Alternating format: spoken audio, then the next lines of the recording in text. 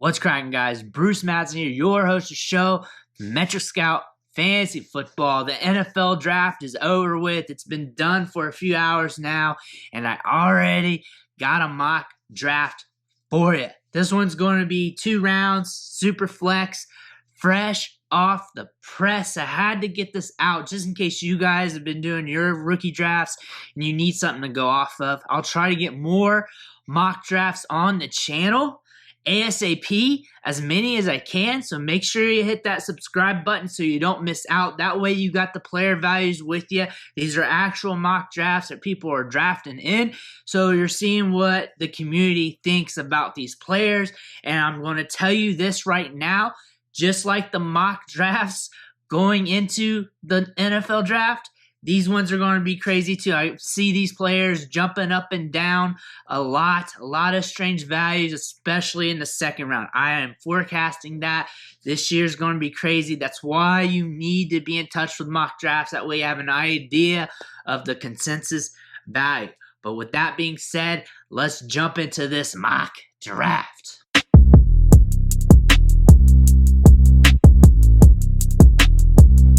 Let's get this party started with the first round. I'm going to read off the picks, then I'll recap the round. So let's go here with the 101. First player off the board is Breece Hall from the New York Jets, formerly from Iowa State. At the 102, Garrett Wilson, New York Jets, formerly from Ohio State. At the 103, Kenneth Walker, Seattle Seahawks, formerly from Michigan State. At the 104, Drake London from the Atlanta Falcons, formerly from USC. At the 105, Treylon Burks, Tennessee Titans, formerly from Arkansas. At the 106, Chris Olave, New Orleans Saints, formerly from Ohio State. At the 107, Sky Moore, Kansas City Chiefs, formerly from Western Michigan. At 108, Kenny Pickett, Pittsburgh Steelers, formerly from Pitt. At the 109, Jameson Williams from the Detroit Lions, formerly from Alabama. At the 110, James Cook, Buffalo Bills, formerly from Georgia. At the 111, Christian Watson, Green Bay Packers, went to college at North Dakota State. At the 112, George Pickens, Pittsburgh Steelers, and from Georgia. That sums up the first round here, and there's a lot to dig in here. Breece Hall is still the 101, pre-draft, after draft, in draft, whatever it is, 3 months from now, Breece Hall's the 101. Unless he starts randomly killing kittens or something and posting it on the internet, he is going to be the 101 in Superflex, 1 QB, 2 QB, 4 QB drafts, whatever it is, he is the 101. Locked in stone, locked in cement, buried, he is the 101. Now after him, we have a slew of guys, and it's the big 3 wide receivers and Kenneth Walker. Going into the draft, it was the big 3 wide receivers and Kenneth Walker. And in this draft, Garrett Wilson went at the 102. One of the top wide receivers in the draft went to the New York Jets. After that was Kenneth Walker at 103. We're going to see Kenneth Walker go all over the place. Probably 102, 103, 104, 105. I've seen some other mocks from some other people. He's been going at 104, 105, 102. He's slipping, he's sliding, he's going everywhere. It really depends on who values the running back, who wants a running back, and how they value the other wide receivers. I see him at 102, but I can also make a case for Drake London, Garrett Wilson, and Treylon Burks. Those 4 guys are going to be playing leapfrog with each other. After Kenneth Walker was Drake London and Treylon Burks. I like those 2 wide receivers a lot. I can see those guys just leapfrogging each other left and right in drafts all the time. Treylon Burks has his crowd that loves him. Drake London has his crowd that loves him. Garrett Wilson has his crowd that loves him. And none of you guys are wrong. I like all 3 wide receivers, and I want all of them. And if I can get 2, if I had multiple picks, I'd get both. I don't care. I like these wide receivers. After that, this is where things can get a little bit ambiguous. After the 105, things can go a little strange in some drafts. At the 106, we got Chris Olave. 107, Sky Moore. I think you can flip and flop those guys. I think Sky Moore is legit. I think he's got good enough draft capital. I don't see any red flags in his profile other than he was a G5 prospect. The only thing I can say that's a negative from him is a G5 prospect, but he's in a grandiose situation, good tape, good athletic metrics. good production metrics. I can't say anything bad about him. I can't say much bad about Chris Olave, but I really don't like the situation as much. I like Chris Olave for what it is, but I don't see like top 10 wide receiver upside. I could kind of see that with Sky Moore if he's fueled that way, and I also see him being a little bit safer since he's got some of that fuel from that offense in Kansas City. I see him starting or getting a sizable amount of snaps early in his career due to him being a nuanced route runner, a very cerebral player. I can see him being on the field contributing to that offense as early as day one. I like Sky Moore a lot. I feel like the 107 is a good discount for his price tag. I feel like he's very safe. I don't feel like he's going to bust on me. I feel like Chris Olave is safe too. I like those two wide receivers. I can flip and flop those guys. I think those guys are locked in at a decent part. Kenny Pickett at 108.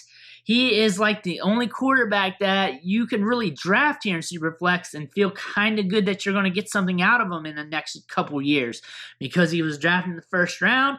He went to a good situation here. They have weapons to throw the ball to. They're going to eventually get linemen. They're eventually going to patch up the other holes and stuff.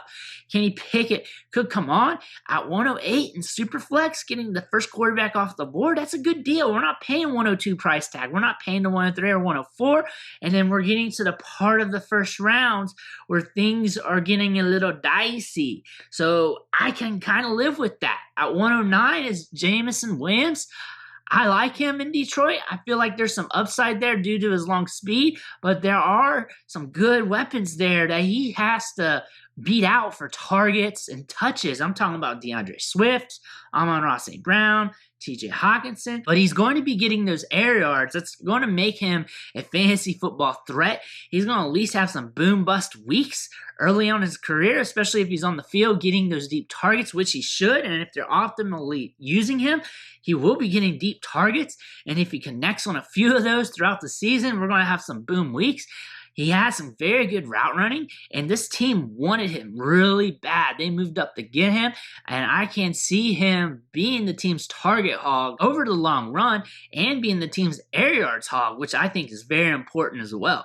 James Cook, 110, second-round running back on a good offense, pass-catching chops. I could see that here. I don't hate it considering once we get to that second round, things get a little scary. I do like some other players a little better, but I feel like James Cook is one of those players that if he bulked up a little bit, got some touches, he could really surprise us too. I'm kind of scared to be wrong on him. There's part of that, but I'm also like leery of him as well. At 111, Christian Watson to the Green Bay Packers. This could be our Clyde Edwards-Helaire pick. Went to an optimal situation. He still has some kinks in his game to iron out. We're talking about the route running. He needs to get a little bit more crispy with that, especially with his breaks, especially being more consistent. I don't know how that's going to play with Rodgers. I don't know if he's going to develop with Rodgers as quickly as we'd like. Usually, younger wide receivers, they need a year or two in the system before they start developing into a focal point of the offense. If that happens and Rodgers is on his way out, that could be an end game for this player. Who knows? But at 112, I like George Pickens a lot. I think this is a hell of value. I think this is a great value. I think people are sleeping on him still. Even this is a good price tag at 112. I think he can go up a little bit more because I feel like he could be the top wide receiver in this offense eventually, maybe next year or two or three, or maybe even the next few months. That is in the cards. I like Deontay Johnson as a fantasy asset. Chase Claypool is the big, deep threat. George Pickens can take that role from him. And I could also see George Pickens taking a large portion of the targets. We're getting new quarterbacks in the system here. We're going to have Trubisky in there to start things off. Then we're going to transition to Pickett. So the array of targets can change. Deontay Johnson can probably still get his. George Pickens can probably still get his also. If this offense continues to build and get better, we could see George Pickens being a big-time asset in this offense. His upside is up there with Garrett Wilson, Drake London, and Treylon Burks. He just missed a year. I am willing to bet on that, and I'm willing to pay more than the 112 to bet on George Pickens. I'm willing to take him at 110. I'm willing to take him around Jameson Williams. I like George Pickens, and I like the landing spot a lot. Let's move on to that second round, and I'm going to read off these picks, then recap it. At 201, Jahan Dotson, Washington Commanders, and from Penn State. At the 202, Desmond Ridder, Atlanta Falcons, and from Cincinnati. At 203, John Mechie, Houston Texans, and from Alabama. At 204, Rachaad White, Tampa Bay Bucks, and from Arizona State. At 205, Wan'Dale Robinson, New York Giants, and Kentucky. 206, Trey McBride, Arizona Cardinals, Colorado State. 207, David Bell, Cleveland Browns, and Purdue. At 208, Matt Corral, Carolina and Ole Miss. 209, Dameon Pierce, Houston Texans and Florida. 210, Malik Willis, Tennessee Titans and from Liberty. 211, Brian Robinson, Washington Commanders and Alabama. And finally, 212, Alec Pierce, Indianapolis Colts and Cincy. Second round is going to be the dicey round for us in rookie drafts. We're going to see a lot of volatility. We're going to see players rise and fall. At 201, we got a first-round wide receiver in Jahan Dotson. We're going to expect him to be at the top part of the second round, if not in the first round with some drafts. 202, Desmond Ridder, Superflex, so he's got Superflex value here. I'm not too keen on paying up for these quarterbacks, considering how far they fell in the draft. We're talking third-round draft capital, fourth-round draft capital for some of these guys. I'm not too big on that. I feel like if I wanted them, I'd just buy them later or just stand pat and see if they fall to me. But I'm not really keen on these quarterbacks. One might hit on us. One might do something. One might exceed expectations. But more than likely, most of them are going to be backups. Most of them are going to have maybe a couple games where they start and they'll probably flop on us. I'm not too keen on that. If you strike gold on these quarterbacks, and good on you, I'll probably take my chances, but not early second round, not at all. John Mechie, 203 to the Houston Texans. He got draft capital, and he's going to get his opportunity to succeed. He's going to get his opportunity to get playing time early in his career. That's all you can really ask for some of these players. Some of these players may not even get that. Will he develop in a high-end fantasy asset? Probably not. Probably not. We got Brandon Cooks still there. This is a team that is transitioning. I wouldn't be surprised if they bring in more talent at the wide receiver position in the next year or two, because this team is trying to retool. At 204 is Rachaad White. I told you guys to be leery of drafting him in the first round in the mock drafts a few months ago, because Big NFL was telling us they don't like him as much. And they told us that, but they said they don't hate him. They said, we don't like him as a second-round pick. We like him as a late third. He's got decent draft capital. I think he's going to be a good backup. I think he may get his opportunity later on down the road. We may have some other buying opportunities later, maybe next year, year after. There might be a time where he gets his chance, and we can use him on our fantasy leagues. Also, we're getting to the point in the second round where we're just taking shots on guys and skeptical situation. So Rachaad White at 204 is all right. 105 area, no way. But 204 is an all right price tag. There's some other guys I like just as much or more, though. Wan'Dale Robinson with the Giants. He profiles as like your slot receiver with a little bit of burst and get downfield. Really depends if he gets peppered with targets, gets air yards. I look for him at most to be in that wide receiver 2 bubble and be just a volatile option in fantasy. Trey McBride, though, at 206, he went to an optimal situation in Arizona. They needed weapons for Kyler Murray. He was flipping and flopping on his profile on social media, putting his team name off and on it. They're getting him weapons with Hollywood Brown and Trey McBride. Trey McBride can develop into that role for the Cardinals as the lead tight end. I wouldn't expect things out of him as early as year 1, maybe even year 2, but he should develop into being one of the top options in the passing game. David Bell, one of my guys. It looked like he was going to fall into day 3, but he didn't and got snagged up by the Browns, and this is a great situation here. He's going to have Watson slinging the rock to him. Amari Cooper is going to be on the other side of the field. Amari Cooper is an older wide receiver. He gets banged up a bit quite often. He's got an injury history on him. This could be his offense, or David Bell could develop into a trendy wide receiver 2 on the Browns offense. There is opportunity here for him to succeed. I love the landing spot. The draft capital is just good enough. I love the draft capital because that makes him a sneaky play. It makes him fall into a very palatable price point here. 207, I can make a case that I would take him over Wan'Dale Robinson. I could see this offense increasing in passing volume in the next couple years. offense has changed. That makes sense. The running backs are getting older. They have Watson. They can lean on him a little bit more. They're going to have a higher acuity of targets being slung to the wide receivers now that they got a better quarterback there. Things could get interesting here for David Bell. We know he's got skill. We know he's got talent. So I like the situation. At 208, Matt Corral. I think this is a decent spot for one of the quarterbacks here, but I would like him a little cheaper, maybe early third round, later second round.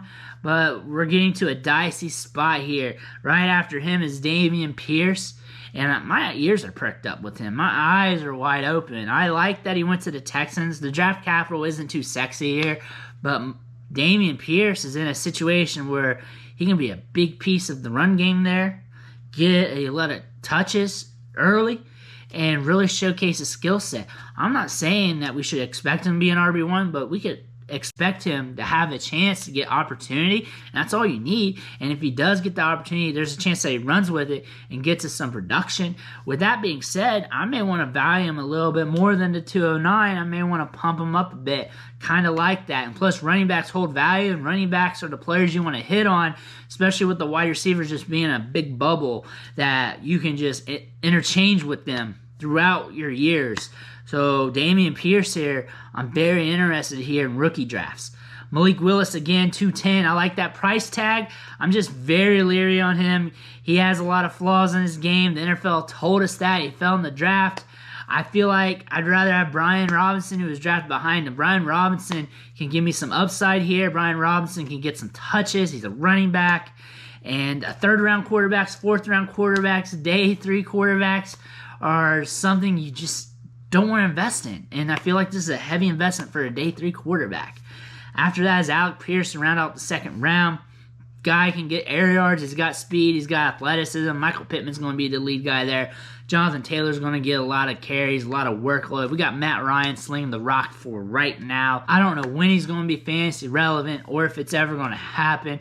But this late in the draft, wide receivers with draft capital is something to be interested in. He's not one of my top guys, but we're getting to the part of the draft where things are getting a little dicey. Let me know what you think about this rookie mock draft. Who got overdrafted? Who got underdrafted? Who are you buying? Who are you low on? Who are you high on? Drop it in the comments. Smash that like button so we can pump this up on the algorithm so more people can watch it. Make sure you hit that subscribe button on the way out.